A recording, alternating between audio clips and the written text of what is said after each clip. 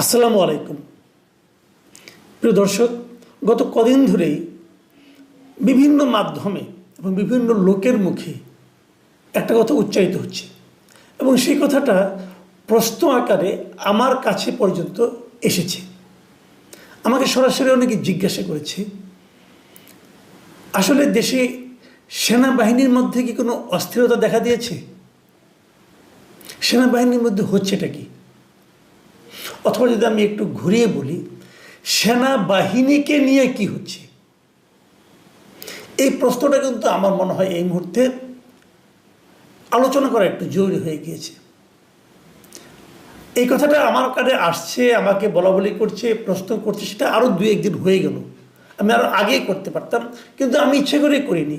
আমি ভেবেছি যে এই একটা সেক্টরকে অন্ততপক্ষে বিতর্কের বাইরে রাখা উচিত। কারণ এটাকে নিয়ে বিতর্ক করলে, এটাকে নিয়ে কচলাকচলি করলে সেটা কারোর জন্যই ভালো কিছু হয় না।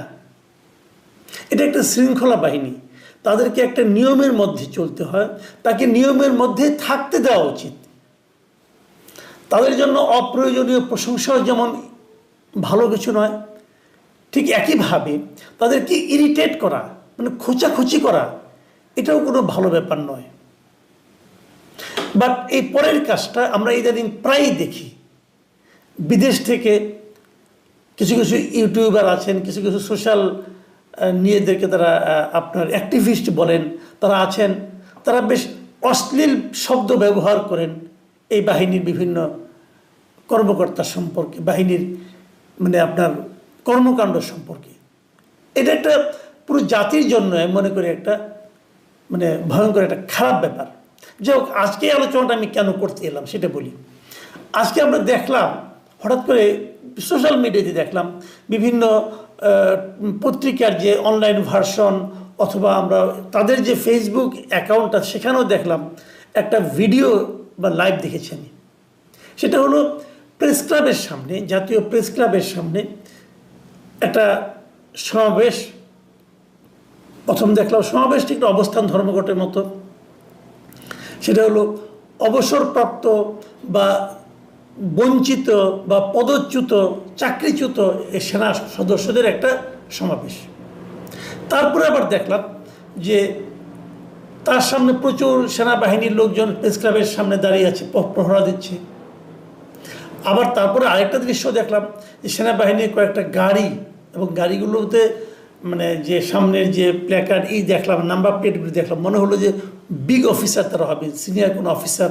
তারা দেখলাম যে কয়েকটা গাড়ি প্রেস ক্লাবের মধ্যে ঢুকলো। সাধারণত প্রেস ক্লাবের সেনাবাহিনীর কোনো কাজ নেই।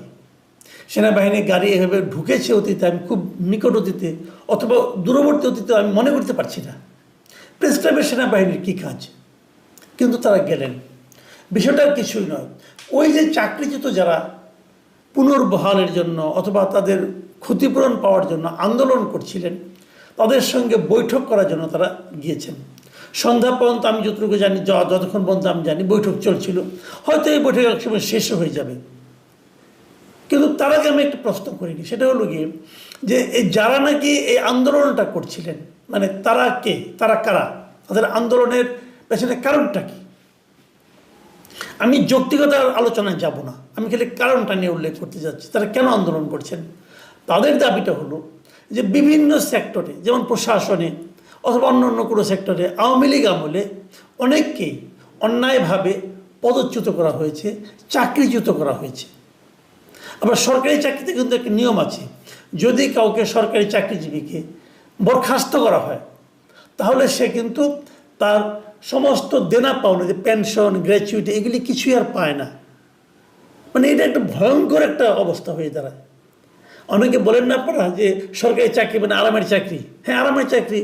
অনেকে বলেন যে পরবর্তী ভবিষ্যতের জন্য একটা নিশ্চিন্ত ভবিষ্যৎ থাকে, সেটাও ঠিক আছে। কিন্তু যদি আপনি বরখাস্ত হয়ে যান কোনো কারণে, যদি আপনাকে বরখাস্ত করা হয়, তাহলে কিন্তু আপনি কিছুই পাবেন না। এই যে কিছু না পাওয়ার ভীতি, আমরা যখন বলি যে সরকারি কর্মচারীরা কেন সরকারের এত আজ্ঞাবহ হয়, এর কারণ কিন্তু ওই কিছু না পাওয়ার ভীতি।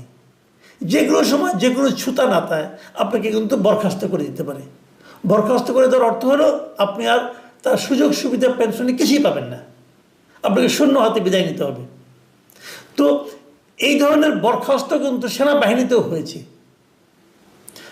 এবং সেগুলো আমরা তো শুনতে পাইনি। সেনাবাহিনীর অনেক খবরই কিন্তু বাইরে আসে না, শোনা যায় না। তো এখানেও তাই হয়েছে। এবং তারা আওয়ামী লীগ সরকারের পতনের পর, শেখ হাসিনার বিদায়ের পর, তারা সঙ্গত কারণে তারা দাবি করেছে যে আমাদের সেই চাকরিচ্যুতি যা করা হয়েছে সেগুলোর ব্যাপারে একটা সুবিচার করা হোক। সুবিচার মানে অনেকে হয়তো চাকরি ফেরত চেয়েছেন, তার চাকরির বয়স আছে এবং তিনি মনে করেন তাকে চাকরি থেকে বাদ দেওয়াটা অন্যায় হয়েছে, সেটা হয়তো ফেরত পাবেন। আবার কেউ হয়তো ফেরত পেতে চাচ্ছেন না, ওনারা চাচ্ছেন ওনারা যা যা দেনা পাওনা আছে সেটা যেন সঠিক নিয়মে মিটিয়ে দেওয়া হয় এবং পরবর্তী জীবনে যেন তারা পেনশনটা পান। এই সমস্ত দাবিগুলো নিয়ে অবশ্যই আলোচনা হওয়া উচিত আমি মনে করি। আমি যতটুকু জেনেছি এর মধ্যে আইএসপির একটা বিজ্ঞপ্তিও ছিল যে 802 জন এরকম ব্যক্তি তারা আবেদন করেছে সেনাবাহিনীর কাছে যে আমাদের এই ব্যাপারে বিচার করা হোক, আমাদের সুবিচারটা আমরা চাই, আমরা ন্যায্য বিচার চাই। এবং তার মধ্যে এরই মধ্যে যতটুকু আমি জেনেছি শতাধিক মানে প্রায় 106টার মতো আবেদনপত্র চূড়ান্ত নিষ্পত্তির জন্য সংশ্লিষ্ট রেকর্ডে পাঠানো হয়েছে। মানে এগুলো খুব দ্রুতই নিষ্পত্তি হয়ে যাবে। আর বাদ বাকি যে 696টা আবেদনপত্র আছে সেগুলো নিয়ে আরেকটু সময় লাগবে, বাট এগুলো যাচাই বাছাই চলছে। তার মানে পুরো জিনিসটাই কিন্তু একটা প্রক্রিয়ার মধ্যে আছে। এই সময়ে তারা আন্দোলনে নামছেন। এখন কথা হলো আন্দোলনটা কেন? সেনাবাহিনীর পক্ষ থেকে তো বলা হয়েছে তারা এই কাজগুলো করে দিচ্ছে। এর মধ্যে জাহাঙ্গীর গেটে তারা সমাবেশ করতে চাইলো এবং সেই জন্য দেখলাম যে এর মধ্যে কালকেই তো বোধহয় দেখলাম যে সেনাবাহিনী এই সেনানিবাসের আশেপাশে কয়েকটা জায়গায় সমাবেশের করার ক্ষেত্রে এক ধরনের নিষেধাজ্ঞা জারি করা হয়েছে। তো এই ধরনের নিষেধাজ্ঞা আমরা আগেও বহুবার দেখেছি বিভিন্ন জায়গায়, গুরুত্বপূর্ণ জায়গায়, কিন্তু সেনানিবাসের আশেপাশে নিষেধাজ্ঞা কেন? এটা কিন্তু কখনো আমরা এরকমভাবে দেখিনি। অথবা অবসরপ্রাপ্ত সেনাবাহিনীর লোকজনই বা কেন এরকমভাবে বিক্ষোভ, সমাবেশ, অবস্থান, ধর্মঘট এগুলি করছেন?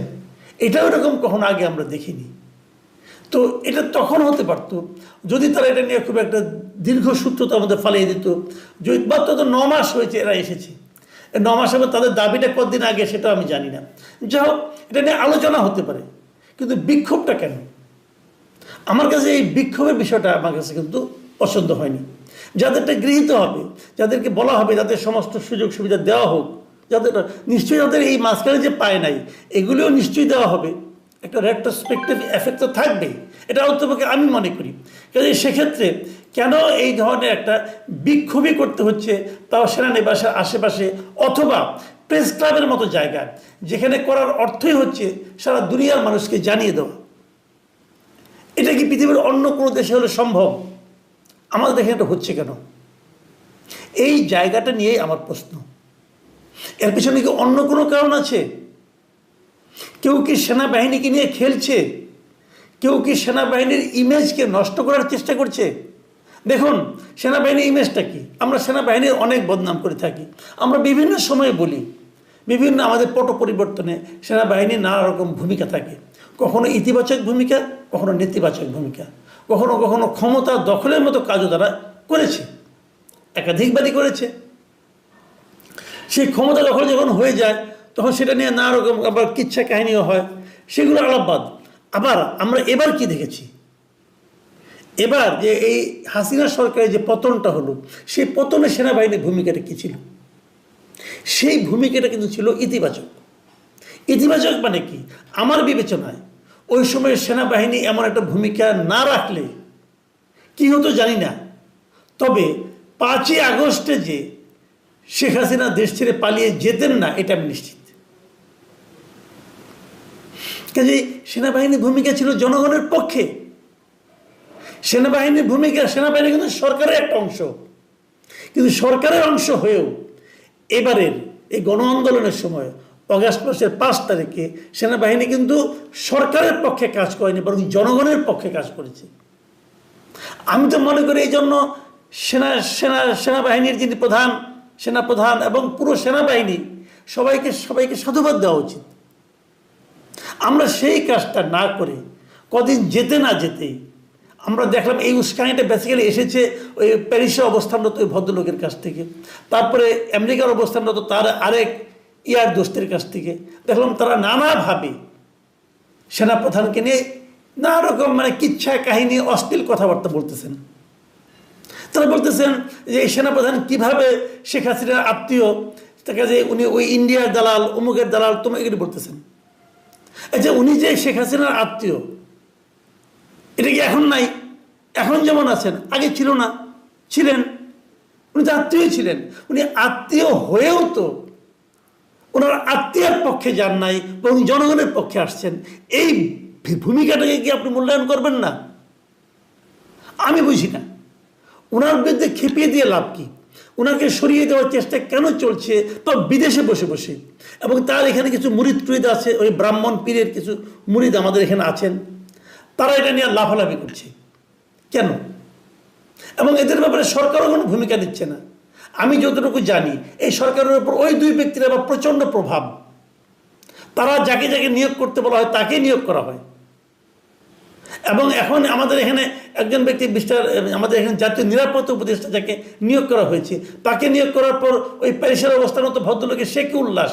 উনি বলেছেন যে এইটা একটা মহান নিয়োগ হয়েছে। তার মানে তখন বোঝাই গিয়েছিল উনি তারই প্রার্থী ছিলেন, তারই ক্যান্ডিডেট উনি। দেখুন এগুলি কেন? এগুলোর মাধ্যমে আমরা আসলে কি করতে চাচ্ছি?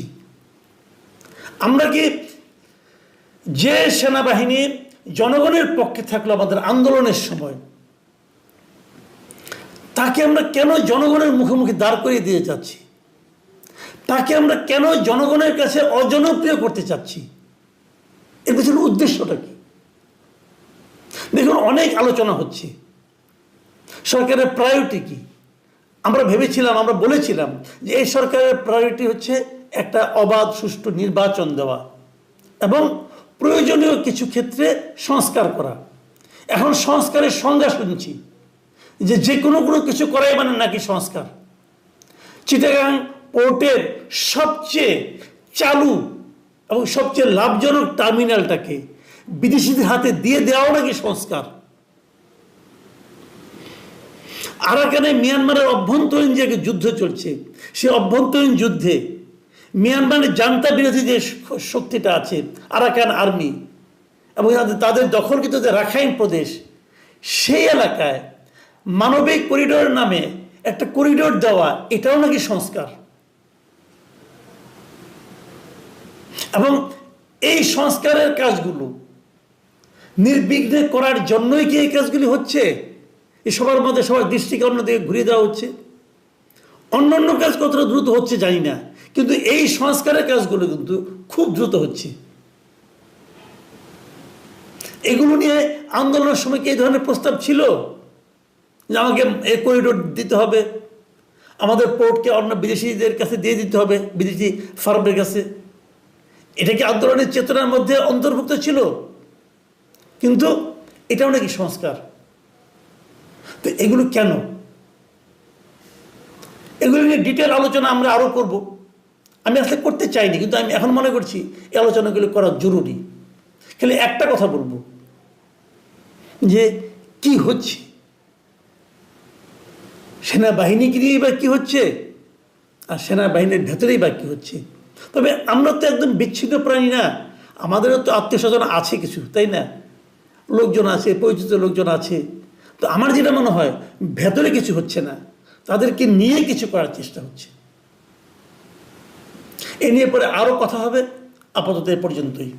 আল্লাহ হাফেজ।